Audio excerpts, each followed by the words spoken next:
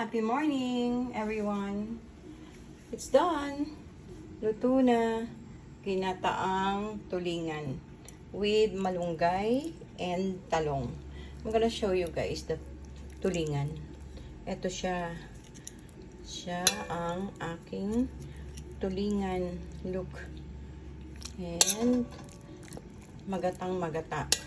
Look naman dagata. So, time for lunch. Paparami na naman ako makakain ito. Ito ang tinatawag na kanin pamor. And you see this yellow, itong yellow na yan guys, that's mangga. Siya ang burong mangga. And I also have burong kamyas. Ayun yung kamyas. Mga binuro ang mga nilagay ko rito sa aking ginataang tulingan. That's it. Time for lunch.